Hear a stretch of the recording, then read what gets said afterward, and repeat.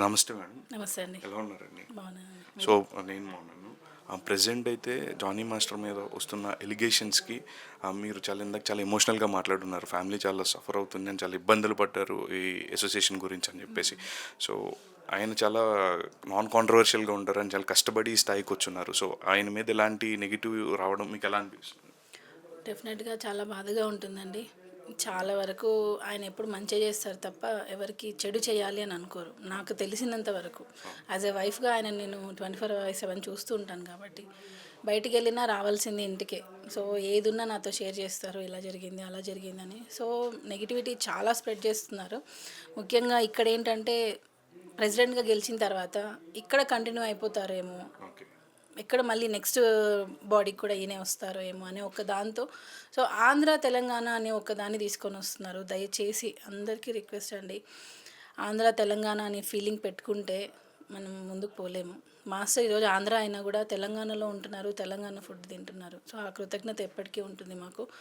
Dances ఆంధ్రనా తెలంగాణనా అని చూడకుండా పని చెప్తారు. ఎవరికి టాలెంట్ ఉంటే వాళ్ళకే పని చెప్తారు.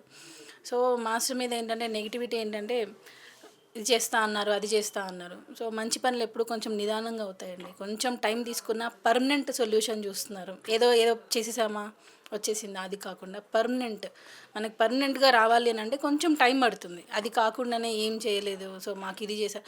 యూనియన్ కంటూ ఏ అసోసియేషన్కైనా కొన్ని రూల్స్ ఉంటాయి. స్కూల్లో కూడా చిన్నపిల్లలు టైంకి రాకపోతే గేట్ బయట నించోబెడతారు, చిన్నపిల్లలైనా. సో వాళ్ళకి ఒక క్రమశిక్షణ తెలియాలి అని. సో అలాగని ఇంత పెద్ద అసోసియేషన్, దీనిలో నుంచి చాలామంది పెద్ద పెద్ద టాలెంటెడ్ పర్సన్స్ అయ్యి బయటకు వెళ్ళి ఉన్నారు. సో అలాంటి వాళ్ళని ఒక రూల్స్ ప్రకారంగా ఒక శిక్ష విధించినప్పుడు చిన్న చిన్నవైనా కూడా అది ఫాలో అయ్యి వెళ్ళిపోతే అందరికీ బాగుంటుంది. ఈరోజు ఒక చిన్న పురుగు అనుకోండి, సపోజ్ నా దృష్టిలో అతను ఒక మైండ్ లేకుండా, సెన్స్ లేకుండా మాట్లాడుతున్నాడు. మాస్టర్ ఏదైతే రూల్స్ ఉందో అదే పాటిస్తూ చేస్తున్నారు తప్ప ఇది వ్యక్తిగతం కాదు. ఫస్ట్ ఆఫ్ ఆల్ తెలుసుకోవాల్సింది ఏంటంటే ఇది వ్యక్తిగతం కాదు, ఇది ఒక అసోసియేషన్కి సంబంధించింది. దాని తరపున తను ఒక తప్పు చేశాడు, ఆ శిక్షకి అర్హుడయ్యాడు. అది తను ఒప్పుకున్నాడు. ఒప్పుకున్న తర్వాతే ఈ అసోసియేషన్ అనేది ఒక ఫైన్ విధించడం జరిగింది. అది కట్టుకొని తన పని తను చేసుకోవచ్చు. అది చేయకుండా తను వాంటెళ్ళి అక్కడ వెళ్ళాలి ఇక్కడ వెళ్ళాలి అని వెళ్తున్నారు. మాస్టర్ పేరు తీసుకొని వస్తున్నారు. సో ఇప్పుడు మేము అవి పర్సనల్గా తీసుకుంటే అతని మీద పరువు నష్టం దాబా కేసు వేయచ్చు.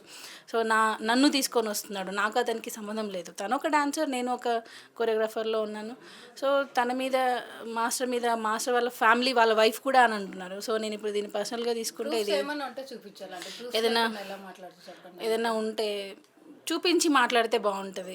అన్ని రాంగ్ ఎలిగేషన్. బేసిక్గా ఏంటంటే ఇంకొక ఎలిగేషన్ ఏంటంటే ఆయనకు వచ్చే అవకాశాలు కూడా రానివ్వట్లేదు. అండ్ ఖచ్చితంగా ఎవరైతే ఆఫర్స్ ఇస్తున్నారో వాళ్ళు కాల్ చేసి బెదిరిస్తున్నారు జానీ మాస్టర్ అని చెప్తున్నారు. ఇప్పుడు బెదిరించడానికి ఏంటి అవసరం? అతను మాట ఇప్పుడు ఆయన పోటీ చేశాడు, ఓడిపోయాడు, అదే ఉండాలి. కానీ ఓడిపోయిన తర్వాత దాన్ని ఇప్పటికి వరకు దాన్ని తీసుకుంటూ ఎంతవరకు కరెక్ట్ చెప్పండి? పర్సనల్గా ఎప్పుడు ఇప్పుడు ఈమె మీద వేసాడు, వాళ్ళ వైఫ్ ఈమె సుమలత, జానీ మాస్టర్ వైఫ్. ఈమె ఫోన్ చేసి అసలు యూనియన్కి అనేది అడుగే పెట్టదు తెలుసా. ఫ్యామిలీ ఎప్పుడైతే మ్యారేజ్ అయిపోయిందో అప్పుడు బయటకు వెళ్ళిందో ఇప్పటి వరకు సంబంధమే లేదు. ఇప్పుడు తను వస్తుంది అంతే. ఫ్యామిలీని ఎందుకు ఎలా ఇప్పుడు పర్సనల్గా ఒక లేడీ మీద వేస్తే ఈమె ఏదైనా చేసుకున్న ఎవరు దానికి బాధ్యులు? ఫోన్ చేసింది ఏదైనా ప్రూఫ్ ఉందా ఏమన్నా? ఏం. జానీ మాస్టర్ అనేది ఒక హెల్పింగ్ నేచర్. ఎవరికైనా పరిస్థితి బాగాలేదు, ఒకరికి యాక్సిడెంట్ అయింది, ఒకరు బాగాలేదంటే ముందుండే వ్యక్తి అతను. మాకెంతో హెల్ప్ చేశారు. నేను 20 ఇయర్స్గా చూస్తున్నాను జానీ మాస్టర్ని. అసలు ఆ వీడియో చూస్తేనే మాకే చాలా కోపం, బాధ అనిపించింది తెలుసా. ఇష్టానికి మాట్లాడకుండా ఎలా వెళ్తారండి? అది ఒక్క సైడ్ ఎప్పుడు కూడా వినకూడదు. ఒక్క సైడ్ ఇప్పుడు విన్నారు, అవతల వాళ్ళని కూడా అడగాలి కదా. చాలా బ్లేమ్ చేస్తున్నాడు ఆయన. అసలు చిన్న దాంతో పోయేదాన్ని ఇంత పెద్ద విషయం చేస్తున్నాడు ఆయన. అసలు చాలా తప్పు అతను చేసింది. జాను మాస్టర్ అనే అతను చాలా జెన్యున్గా ఉంటాడు. ఏదైనా కూడా హెల్పింగ్ నేచర్లో ముందు ఉంటాడు ఆయన. మేడం ఇప్పుడు దానికి మీరు ఇందాక అడిగారు కదా, దానికి ఒక సింపుల్ అండి. ఇప్పుడు ఒక ఇంట్లో ఒక దొంగతనం జరుగుతుంది. దొంగతనం జరిగిన అతని మీద కేసు పెడతారు పోలీస్ స్టేషన్ వాళ్ళు, పోలీస్ ఆఫీసర్ లాకప్ జైల్లో వేస్తారు. నన్ను జైల్లో వేశారు, నన్ను దొంగతనం చేసుకొని ఇవ్వట్లేదు అని అంటే అది కరెక్టా?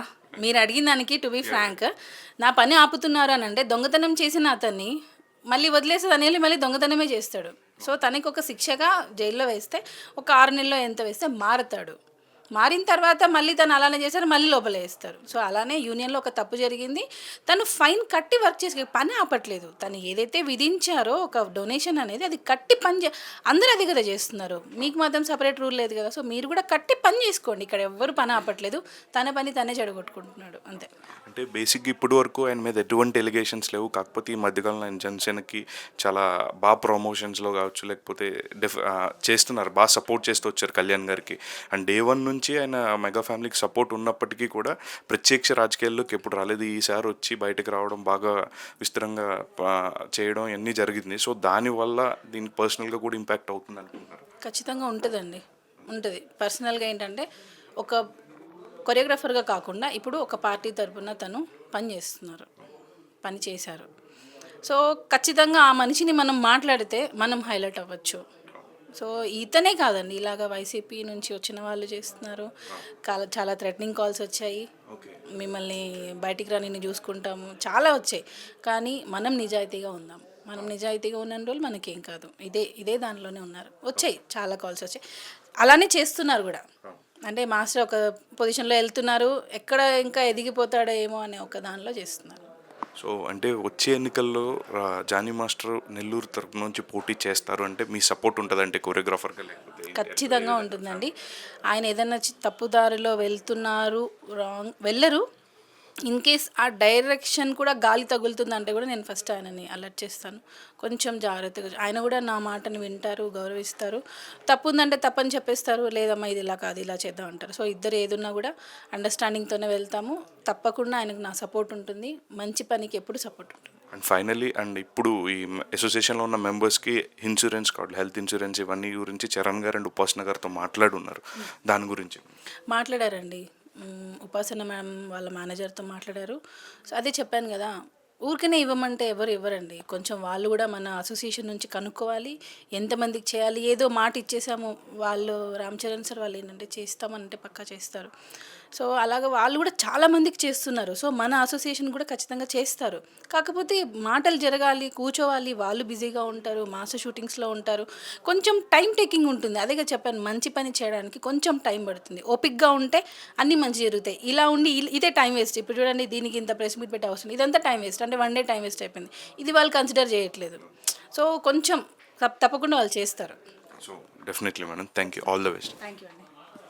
నమస్కారం సార్, మీరు most successful pan India choreographer. Silence.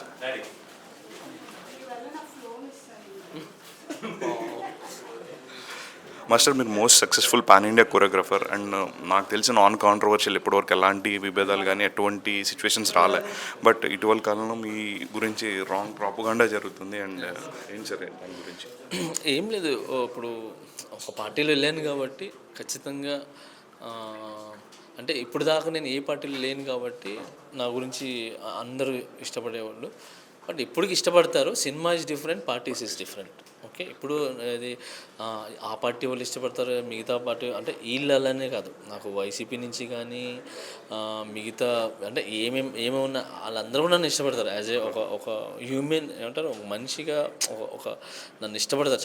చాలామంది ఫోన్ చేస్తారు, మాట్లాడతారు. That is different, this is different.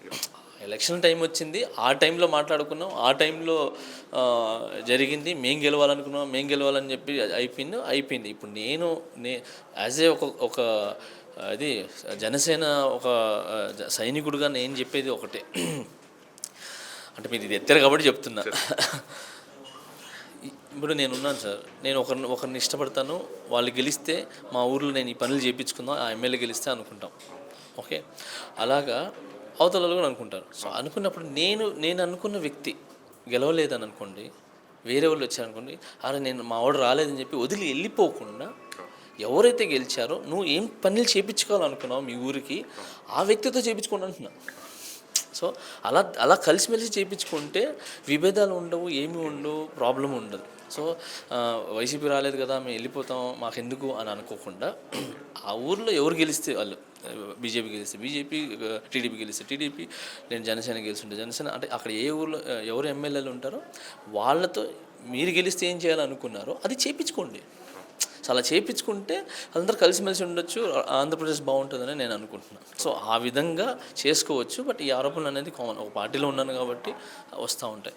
Sir మీరు one of the top most choreographers in టీఎఫ్ఐలో. సో ఇప్పుడు కొత్త బాధ్యత వచ్చింది మీకు ప్రెసిడెంట్గా. అంటే హౌ యూ మేనేజింగ్, అంటే ఎలా మేనేజ్ చేస్తున్నారు సార్ బోత్ కైండ్ ఆఫ్, అంటే వెరీ స్ట్రెస్ఫుల్ జాబ్, దానికి తగ్గట్టు మళ్ళీ బ్యాక్ వెనకాల నుంచి ఇవన్నీ వస్తూ ఉంటాయి అండ్ ఫ్యామిలీ ఉంటారు అండ్ ఇందాక మీ మిసెస్ కూడా మాట్లాడుతూ మేము చాలా ఎఫెక్ట్ అయ్యి ఉన్నామని చెప్పున్నారు. సో వాస్తవానికి చెప్తే ఈ పోస్టులు అనేది చాలా ఇబ్బంది. అంటే అర్ధరాత్రులు ఫోన్ చేస్తారు, అంటే ఒక టైం అనేది ఉండదు. ఏ టైంలో అంటే వాళ్ళు ఫోన్ చేసి మాకు అది ఎందుకు రాలేదు, మా పేమెంట్ రాలేదు, నాకు అది రాలేదు, నాకు ఇది రాలేదు అంటారు.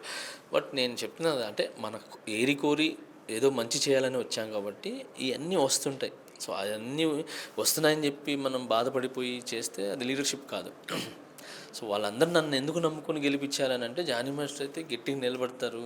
ఎన్ని ఆరోపణలు వచ్చినా ఏమొచ్చినా కూడా నిలబడి మాకు ఒక మంచి దారి చూపిస్తాడు, మాకు ఉపాధి కలిగిస్తాడు, మాకు సంక్షేమాలు ఇస్తాడు, ఇవన్నీ చేస్తారని చెప్పి వాళ్ళు గెలిపించుకున్నారు.